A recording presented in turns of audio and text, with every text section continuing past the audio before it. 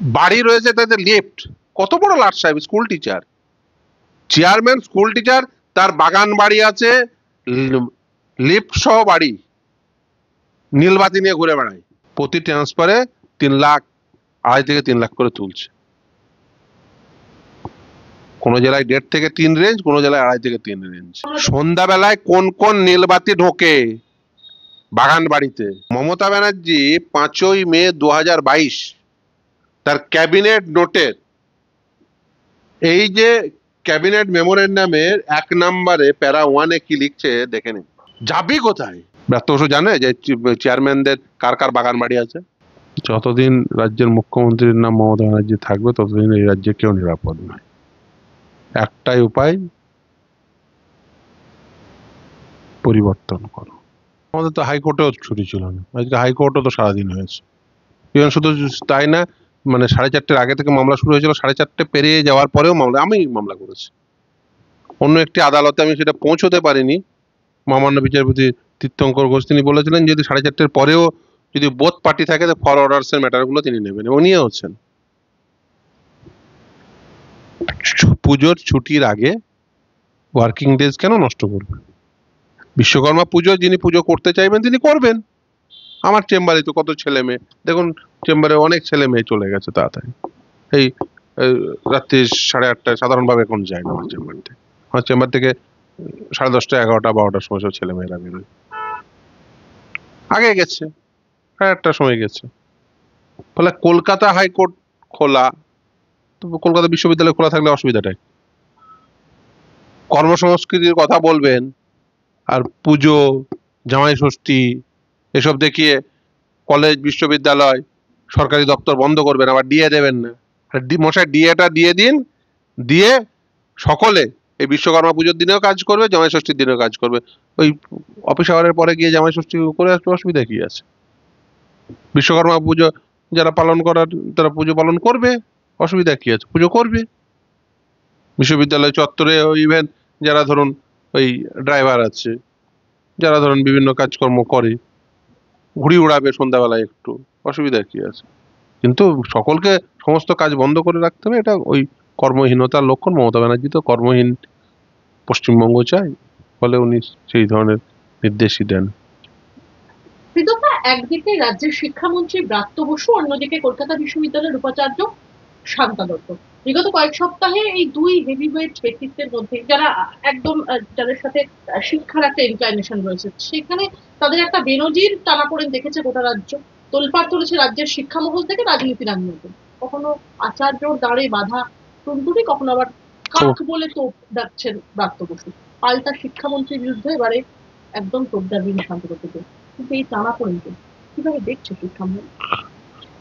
দেখুন, এটা হচ্ছে যে আমাদের কথা শুনে চলতে হবে।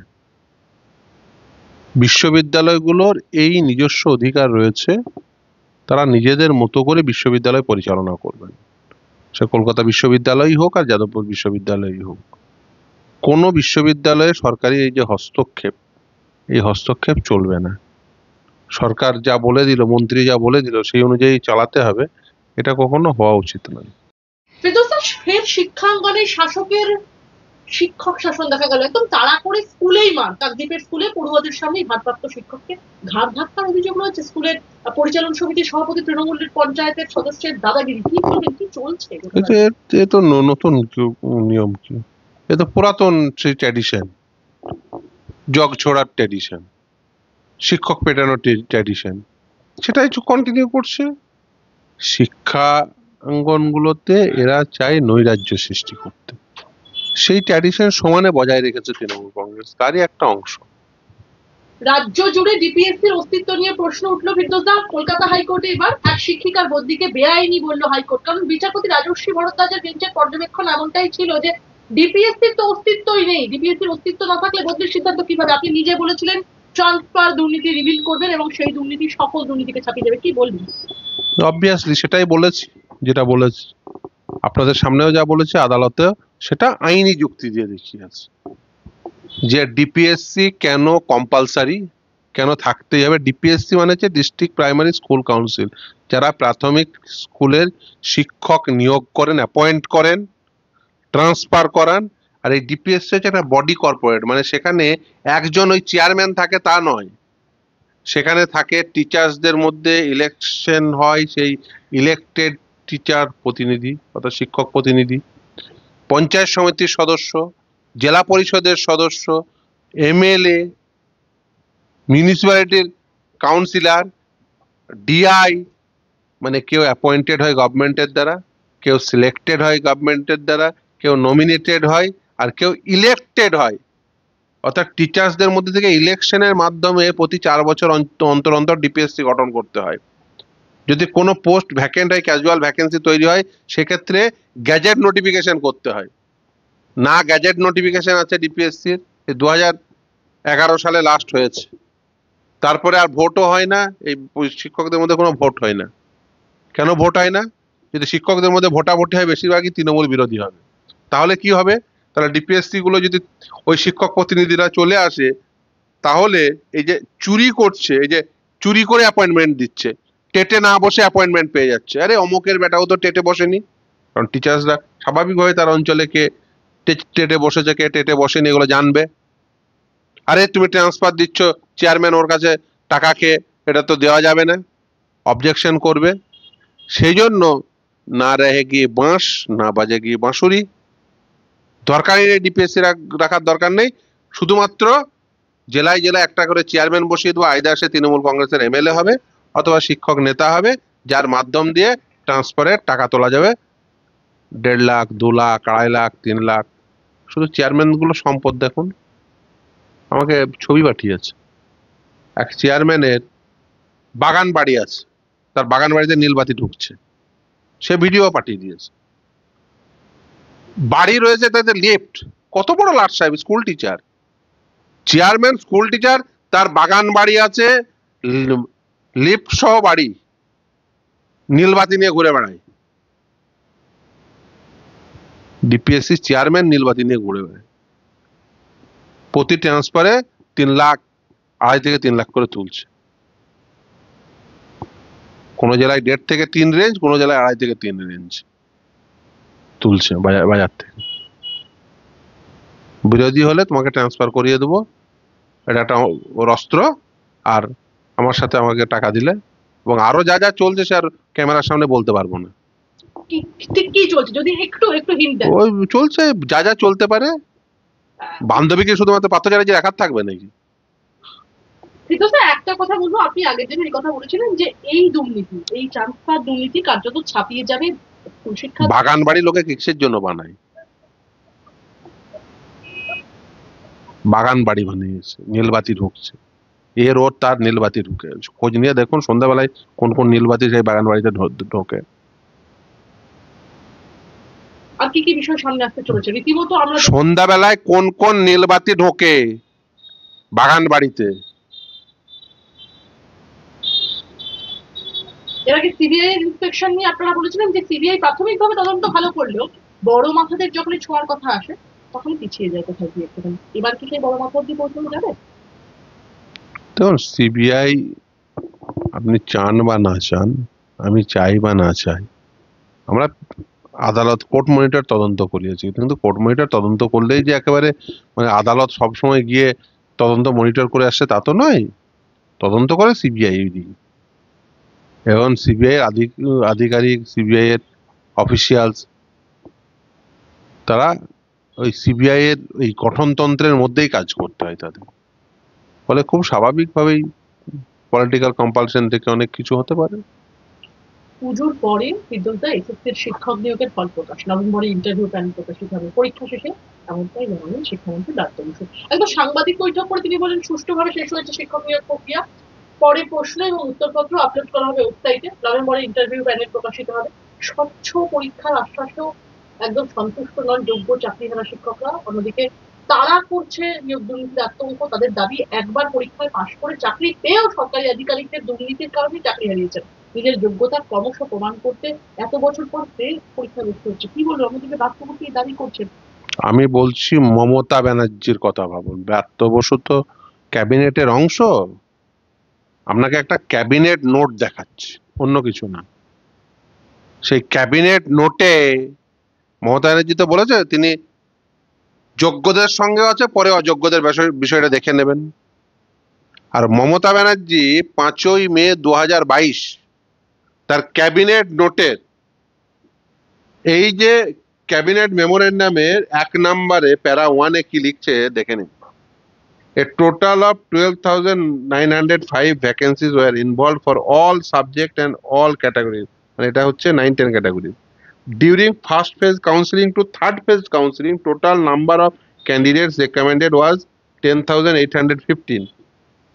Third paragraph এ বলছে the said panel expired on 19 December 2019. অর্থাৎ মমতা ব্যানার্জি ফার্স্ট থেকে থার্ড কাউন্সেলিং পর্যন্ত মনে করছে যে এটা ঠিক, আর তারপরে প্যানেলটা এক্সপায়ার্ড হয়ে গেছে।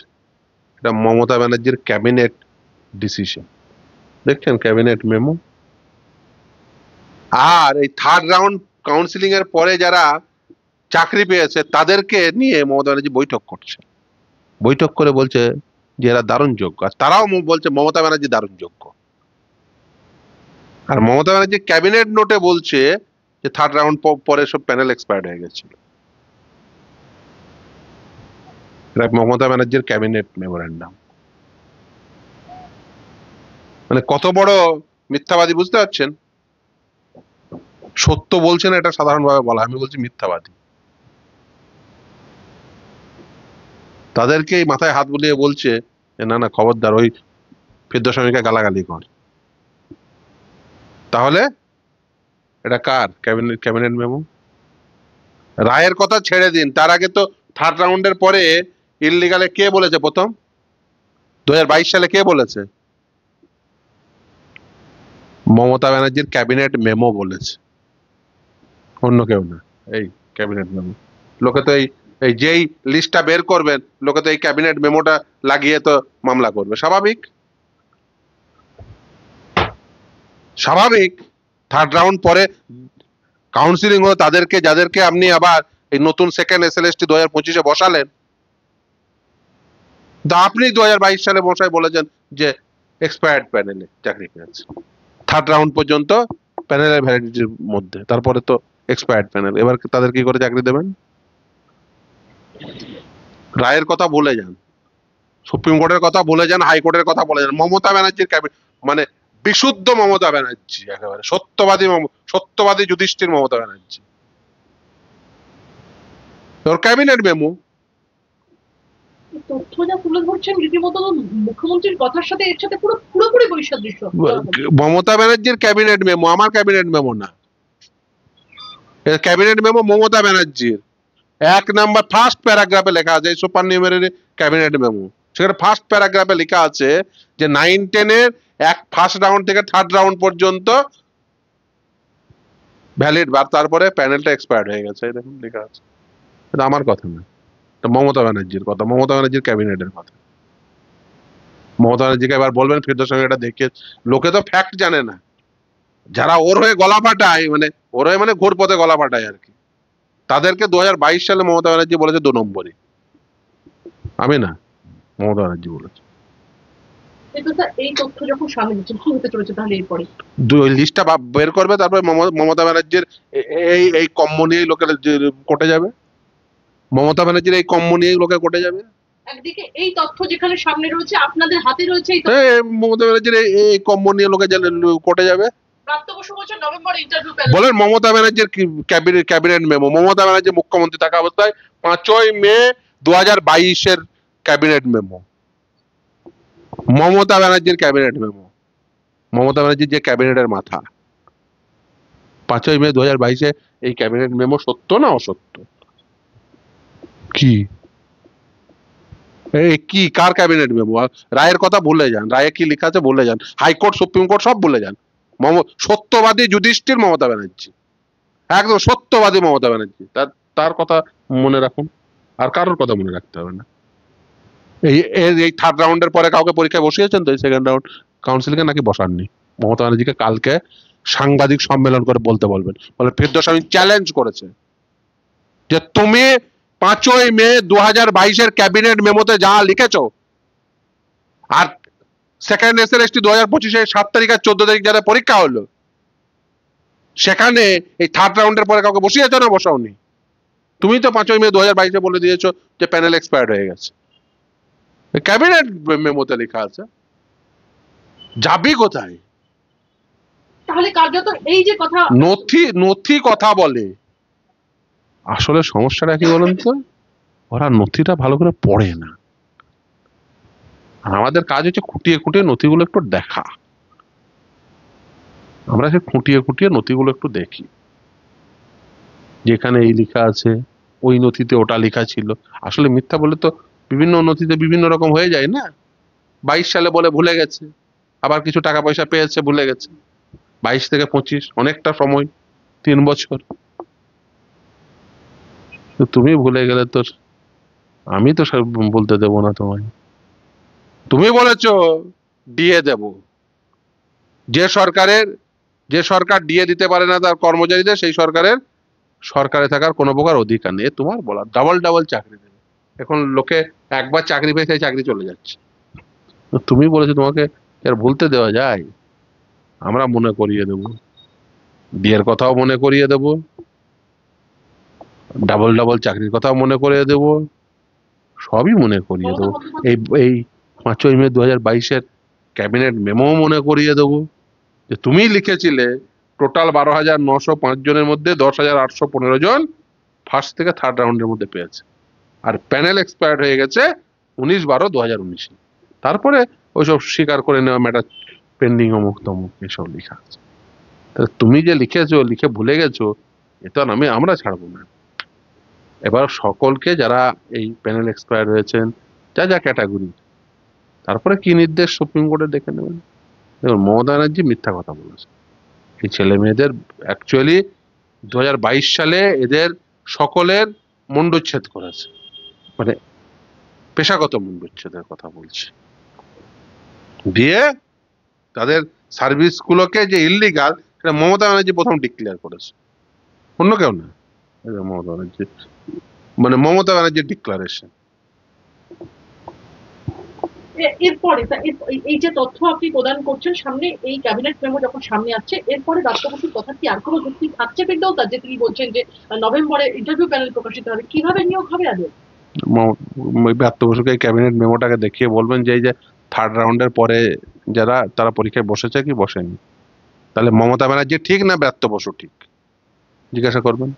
এটা ক্যাবিনেট মেমো, মমতা ব্যানার্জির ক্যাবিনেটের মাথা হচ্ছে মমতা ব্যানার্জি। আমি একটা কথা এক লাইনে, কালেকটিভ রেসপন্সিবিলিটির কথা ব্রাত্য বসু মনে রাখে কি রাখে না?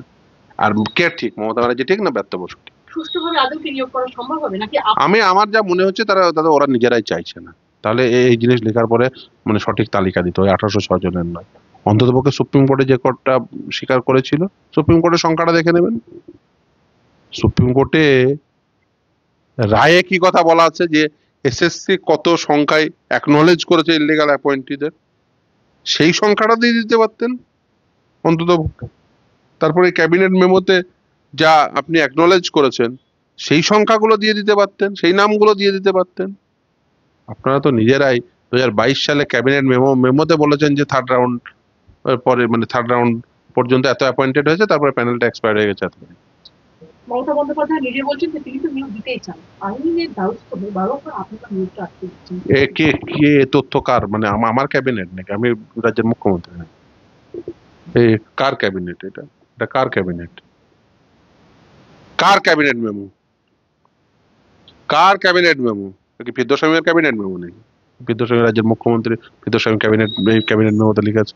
তাহলে বলে দিন ছেড়ে চলে যান। বিদ্যুৎ বছর ঘুরলেই বিধানসভা নির্বাচন, তার আগে নিয়োগ দুর্নীতির কার্যত ঝেড়ে ফেলতে চাইছে স্কুল শিক্ষা দপ্তর, স্বচ্ছতাকে সামনে রেখে নিয়োগ প্রক্রিয়া। আরে স্বচ্ছতা, নিয়োগে এতদিন অ্যাপয়েন্টমেন্ট দিয়ে টাকা তুলতে, এখন ট্রান্সফার দিয়ে টাকা তোলে। স্বচ্ছতা, দপ্তরের আবার স্বচ্ছতা। ডিপিএসসি নেই, চেয়ারম্যান বসিয়ে বাজার থেকে ট্রান্সফারের নামে টাকা তুলছে। আজকে দুটো নিউজ পেপারে নিউজ হয়েছে, সবাই এখন বলে দিচ্ছে। আমি তো বলছি যে গোটা রাজ্য জুড়ে এই যে গাইনোলজিক্যাল প্রবলেমের নাম করে ট্রান্সফার নিয়েছে, আর বসান্ত মেডিকেলে কতজনের গাইনোলজিক্যাল প্রবলেম, মেডিকেল বোর্ড বসে না ইম্পার্শিয়াল। সব দুর্নীতি, টাকা তুলেছে কয়েকজন, হ্যাঁ নিশ্চিতভাবে এখানেও প্রকৃত যাদের ট্রান্সফার পাওয়া উচিত তারা ট্রান্সফার পাচ্ছে না। আর বাজার থেকে 1.5 লাখ 2 লাখ 2.5 লাখ 3 লাখ প্রাইমারি রেট, সেকেন্ডারির রেট আর এক রকম দিয়ে বাজার থেকে টাকা উঠছে। দালাল চক্র তৈরি হয়েছে ট্রান্সফারের, কারণ এখন ইয়ে নেই, এই ডিপিএসসি গুলো না রেখে একটা বাজার দালাল, এই ট্রান্সফারের একটা দালালদের বাজার বানিয়েছে। কিন্তু স্যার আমরা দেখলাম ব্রাত্য বসু তিনি বলছেন যে স্বচ্ছতা মেনটেন করে পরীক্ষা নেওয়া হয়েছে তাতে কমিশনের প্রতি আস্থা ফিরবে চাকরি প্রার্থী এবং সমাজের, কি বলবেন? ওই যে বললাম, ব্রাত্য বসুকে বলুন ডিপিএসসি আছে কি নেই জিজ্ঞাসা করবেন তো। ব্রাত্য বসু জানে যে চেয়ারম্যানদের কার কার বাগান বাড়ি আছে? ব্রাত্য বসু জানে যে সন্ধ্যাবেলায় বাগান বাড়িতে ওই নীলবাতির গাড়ি নিয়ে কে ঢোকে? জিজ্ঞাসা করবেন। ডিপিএসসি আছে না নেই, ওকে একটা স্ট্রেট ফরওয়ার্ড জিজ্ঞাসা করবেন যে প্রতিটি জেলায় ডিপিএসসির কবে মিটিং হয়েছে, ওই মিটিং রেজুলেশন বই দেখাও 2011 থেকে 2025 পর্যন্ত। বছরে অন্তত পক্ষে 3টে করে ডিপিএসসি মিটিং হয়েছে তোমার আমলে। তুমি যেদিন থেকে শিক্ষামন্ত্রীর দায়িত্ব নিয়েছো তারপর থেকে হিসাব করা হবে যে এই ডিপিএসসির ইয়ে মিটিং বসেছে, অন্য সাধু ব্রাত্য বসুরই হিসাব হবে। চোর পার্থ তো বুঝলাম, সাধু ব্রাত্য বসুরই হিসাব হবে। প্রতিটি জেলা জুড়ে, প্রতিটি জেলায় জেলায় ডিপিএসসির ওই মিটিং রেজুলেশন বই দেখতে যাই না, দাদা সই করছে সব, প্যানেল গুলো সব অ্যাপ্রুভড হয়েছে, ট্রান্সফার সব অ্যাপ্রুভড হয়েছে ওই ডিপিএসসির মিটিং বসে। ও জানে ওসব করতে গেলে বাজার থেকে টাকা তোলা যাবে না, 1.5 2 2.5 3 তোলা যাবে না। সেই জন্য সিম্পলি একটা করে চেয়ারম্যান বসিয়ে রেখে দিয়েছে মাথায়, কেউ এমএলএ কেউ শাসক দলের শিক্ষক নেতা, আমাকে তো ইনফরমেশন দিয়ে গেল, আর চিঠি অন্য কেউ দেয়নি, এক তৃণমূল নেতাই চিঠি দিয়েছে সেই চেয়ারম্যান সম্পর্কে, গাছে বেঁধে রেখে দিয়েছিল নিয়োগ দুর্নীতির টাকা তুলেছিল মানে, সে এখন চেয়ারম্যান হয়ে গেছে। নিজের ভাইয়ের চাকরি করে দিয়েছিল, পরবর্তীতে আদালতের নির্দেশে চাকরি বাতিল করতে বাধ্য হয়, সেও চেয়ারম্যান, বাগান বাড়ি আছে ওই লিফট সহ বাড়ি। এইসব করেছে গোটা জেলা জুড়ে, মানে জেলায় জেলায় রাজ্য জুড়ে। গতকাল থেকে SLST group C form fill up শুরু হয়েছে, কিন্তু অভিযোগ আছে এখনো পর্যন্ত অযোগ্যদের লিস্টই বের করা হয়নি, গ্রুপ সি লিস্ট দেওয়া হয়নি, তাহলে কি গ্রুপ সি দের আবারও ফর্ম ফিল আপ দেওয়া হচ্ছে, এটা কি প্রমোশন? দেখুন গ্রুপ সি গ্রুপ ডি এখনো তালিকায় বের করেনি, তার কারণ গ্রুপ সি তালিকায় মুখ্যমন্ত্রীর আত্মীয়ার নাম থাকবে। এই দেখুন আমি যে কথা বলছিলাম, সংসদ সভাপতির মদতেই চলছিল ট্রান্সফার সিন্ডিকেট, বর্তমানের নিউজ। হাইকোর্টের রায়ের পর মুখ খুলছেন বহু শিক্ষক শিক্ষিকা, এ বর্তমানের নিউজ। জেলা প্রাথমিক বিদ্যালয় সংসদের সভাপতির বিরুদ্ধে সিন্ডিকেট চালানোর অভিযোগ করলো বলে এই অভিযোগের ইয়ে করে নিউজ, সবাই এখন মুখ খুলবে তো। এই দুর্নীতি কি ছাপিয়ে যাবে নিয়োগ দুর্নীতিতে, ট্রান্সফার দুর্নীতি? অবভিয়াসলি যেতেই পারে, প্রচুর। দেখুন এখান থেকে ওখানে নিয়ে গিয়ে 3 লাখ, আবার ওখান থেকে ওখানে নিয়ে গিয়ে আবার 3 লাখ, সহজ। এই যে এসএলএসটি নিয়ে প্রশ্নগুলো আপনি বলছেন খোদ মুখ্যমন্ত্রীর আত্মীয়ার নাম বেরিয়ে যাবে? হ্যাঁ বৃষ্টি মুখার্জি, মুখ্যমন্ত্রী আত্মীয়, মমতা ব্যানার্জির আত্মীয়, 7 নম্বর থেকে বাড়িয়ে 55 নম্বর করেছে, ওই ভয়ে ওই জন্য লিস্ট। আপনারা গোল করে দেখিয়ে পাশে ওর মুখ দেখাবেন, এই বৃষ্টি মুখার্জি, এই মমতা ব্যানার্জি, 7-55 হয়েছে, গোল করে লাল করে গোল করবেন, ক্রিমিনাল, এমনিও ক্রিমিনাল। ও বৃষ্টি মুখার্জির চাকরি কে দিয়েছে বলুন, কে দিয়েছে বৃষ্টি মুখার্জির চাকরি? মমতা ব্যানার্জিকে জিজ্ঞাসা করবেন। অঙ্কিতার চাকরি কে দিয়েছে? মমতা ব্যানার্জিকে জিজ্ঞাসা করবেন। ইনসানের চাকরি কে দিয়েছে? আমি 3টে উদাহরণ দিলাম, শুধু এই 3টে কাণ্ড নিয়ে মমতা ব্যানার্জিকে সিবিআই চাইলে যে কোনো সময় জেলে ভরতে পারে, যে কোনো সময়, এবং ও যে বেল পাবে না, আমি বলে দিচ্ছি ও বেল পাবে না। অভিযোগ উঠছে যে এসএসসিতে যে অ্যাডমিট কার্ড দেওয়া হয়েছে সেটা প্রফেশনাল অ্যাডমিট কার্ড, সেখানে কোনো ক্যাটাগরি উল্লেখ নেই যে এসসি না এসসি ওবিসি, ওই মার্কশিটও নেই, তাহলে ক্যাটাগরি ওয়াইজ কিভাবে কাট অফ মার্ক করবেন রেজাল্ট বা পড়াশোনার ক্ষেত্রে? দেখুন আদৌ সেকেন্ড এসএলএসটি 2025-এ নিয়োগ চাইছেন? আপনাকে 2022-এর নথি দেখালাম আমি। ওই 2022-এর নথিতে ফার্স্ট থেকে থার্ড রাউন্ড কাউন্সিলিং পর্যন্ত বলা হচ্ছে প্যানেলের ভ্যালিডিটি পিরিয়ডের মধ্যে, তারপর প্যানেলটা এক্সপায়ার করে গেছে। তাহলে তারপরে কি করে তাদের পরীক্ষায় বসার সুযোগ দেওয়া হয় এই হাইকোর্টের সুপ্রিম কোর্টের রায়ের পরে? প্রথম তাদের ইললিগাল কে ডিক্লেয়ার করেছিল? মমতা ব্যানার্জি। 5 মে 2022 কে ডিক্লেয়ার করেছিল? এই ক্যাবিনেট মেমোর মাধ্যম দিয়ে কে ডিক্লেয়ার করেছে? তারিখ দেখতে পাচ্ছেন, 5 মে 2022। তখন কে সুপ্রিম কোর্টের রায় হয়েছিল? এই সাধু মমতা ব্যানার্জি এই কাজ করেছে।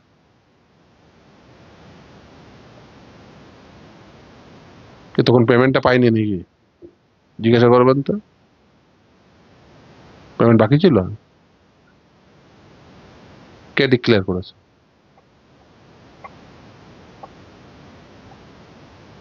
শুনুন, এটা হচ্ছে, আমি বলি যে এই দুর্নীতিটা হচ্ছে প্রি প্ল্যান্ড, মাল্টিলেয়ার্ড ইনস্টিটিউশনাল করাপশন। যারা আগে টাকা দিয়েছে তাদের ওএমআর শিটের নাম্বার বাড়িয়েছে, সবকিছু শেষ হয়ে গেছে। মানে এবার ধরুন র্যাঙ্ক জাম্প, নন লিস্টেড ক্যান্ডিডেট, এক একটা ধাপ, লিস্ট বেরিয়ে গেছে, পরে দিয়ে গেছে, পরে 20 লাখ টাকার একটা ঝোলা নিয়ে এসছে। কত র্যাঙ্ক করেছিস রে? 137। আরে 17 পর্যন্ত তো কি হয়েছে, যে ঝোলাটা দে, ঝোলাটা নিয়ে নিয়েছে, 137 করে অ্যাপয়েন্টমেন্ট দিল। এবার সব হয়ে গেছে, সব মিটে গেছে। প্যানেলের ভ্যালিডিটি শেষ 2019-এ, ওয়ার্ক এডুকেশন, ফিজিক্যাল এডুকেশন সব অ্যাপয়েন্টমেন্ট শেষ। 3 বছর পরে কি তৈরি হয়েছে? Super numerary post. প্যানেলের ভ্যালিডিটি শেষ হওয়ার 3 বছরের পরে, 3 বছর পরে বলছে অতিরিক্ত শূন্য পদে ওদেরকে নিয়োগ করে দিল। এটা হচ্ছে প্রসেসটা শেষ হয়ে যাওয়ার পরে আবার আবার বাজার, সব বাজার, কিছু আগে তোলা, শেষ হয়ে যাওয়ার পরে তোলা, এসব সব তোলার বিষয়। এই তোলা থেকেই তো ওই বান্ধবীর খাটের তলার টাকা, ওই রাজারহাটের ওই বাগান বাড়ি যা বলছি, দলটাই তো তোলা। তৃণমূল কংগ্রেস থাকবে আর তোলা থাকবে না, এটা হয়? আমি ভেবেছিলাম অন্ততপক্ষে এই নিয়োগ দুর্নীতি ধরা পড়ার পরে ওরা, তারপরে খবর আসতে শুরু করলো ট্রান্সফার দুর্নীতি। অনেক দিন থেকে এই খবর আসছে। আমি চাইলে আপনাকে আমার মোবাইলে আমি একাধিক লম্বা লিস্ট দেখিয়ে দিতে পারি। দাদা এই গাইনোলজিক্যাল প্রবলেম দেখিয়ে এই নিল, এটা এই, ওটা এই, কোনো মিটিং ডাকে না। রাত সন্ধ্যা 6টার পরে, আপনি ভাবুন, এটা মানে ডিস্ট্রিক্ট প্রাইমারি স্কুল কাউন্সিলের অফিস হচ্ছে, বাইরে তালা মারা, সন্ধ্যা 6টার পরে ভিতরে লাইট জ্বলছে, পেছন দিক দিয়ে ওই ওই জেলার বড় হোটেল থেকে খাবার আসছে, পেছন দিয়ে আরো অনেক কিছু ঢুকছে, বলে যাচ্ছে। বাগান বাড়ির ছবি পাঠিয়ে দিচ্ছে, নীলবাতি নিয়ে। কত বড় লাট সাহেব, স্কুল টিচার, কত বড় লাট সাহেব নীলবাতি নিয়ে ঘুরে বেড়াচ্ছে, বাড়িতে লিপ লেগে গেছে। জানে না মমতা ব্যানার্জি? ব্যর্থ জানে না? খোঁজ নিয়ে দেখুন তো বাগান বাড়িতে কে কে যায় সন্ধ্যা 6টা-7টার পরে। সকালবেলায় চোখ ডলতে ডলতে উঠে আসছে। শেষ একটা প্রশ্ন হয়ে গেছে, একদম সাক্ষাৎকার শেষ দিকে ইডির চার্জশিটে উল্লেখ করা হয়েছে যে চন্দ্রনাথ সিনহা 159 জন প্রার্থীর তালিকা দিয়েছিলেন, প্রত্যেকের থেকে গড়ে 8 লক্ষ টাকা করে নেওয়া হয়েছিল বলে সমীক্ষার বয়ানের উপর ভিত্তি করে এমনটাই দাবি করছে ইডি। সেই মোতাবেক প্রায় 12.72 কোটি টাকার হিসাব দিয়েছে। এই টাকা কোথা থেকে এলো, কোথায় গেল? এ সামান্য তৃণমূলের 12 কোটি টাকা হিসাব দিয়ে দেবো, তৃণমূলের জন্য খুব লজ্জার। মাত্র 12 কোটি টাকা, লজ্জার অঙ্ক। মন্ত্রীর অত্যন্ত লজ্জাজনক। তৃণমূলের মন্ত্রীর 12 কোটি টাকা, লজ্জাজনক। তো বলেন না, খবরদার নিয়ে প্রশ্ন জিজ্ঞাসা করবেন না। গ্রুপ সি মামলায় জামিন পেলেন প্রাক্তন শিক্ষামন্ত্রী পার্থ চট্টোপাধ্যায়। 90,000 টাকার ব্যক্তিগত বন্ডে জামিন পেলেন, সঙ্গে তার উপর একাধিক শর্ত আরোপ করা হয়েছে। ও ফেস টাইম থাকলে ওরকম জামিন অনেক দেখতে পাবেন। ফেস টাইম অ্যাপ জিন্দাবাদ। ফিরোজা, পাঁশকুড়া সুপার স্পেশালিটি হাসপাতালে ধর্ষণের অভিযোগে ধৃত ফেসিলিটি ম্যানেজার জাহির আব্বাস খানের 8 দিনের পুলিশি হেফাজতে নির্দেশ দিল আদালত। এর প্রশ্নের মুখে সরকারি হাসপাতালের কর্মীদের নিরাপত্তা, কি বলবেন? যতদিন রাজ্যের মুখ্যমন্ত্রীর নাম মমতা ব্যানার্জি থাকবে ততদিন এই রাজ্যে কেউ নিরাপদ নয়। একটাই উপায়, পরিবর্তন করো। 32,000 চাকরি বাতিল মামলা সর্বশেষ আপডেট কি হয়েছে? 22 তারিখে পরবর্তী শুনানি। ডিপিএসসি ছিল না 2015-র পরে, এবার কি হবে দেখা যাবে। ফিরোজা, আমার সাথে প্যানেলকে অ্যাপ্রুভ করলো 2015-র পরে। ডিপিএসসি প্যানেল টাঙালে প্যানেল একে অ্যাপ্রুভ করলো। প্যানেল কাউকে তো অ্যাপ্রুভ করতে হবে। ডিপিএসসি যদি প্যানেল টাঙায় তাহলে ডিপিএসসি কে অ্যাপ্রুভ করতে হবে। কোন মিটিং এ অ্যাপ্রুভ হয়েছে প্যানেল?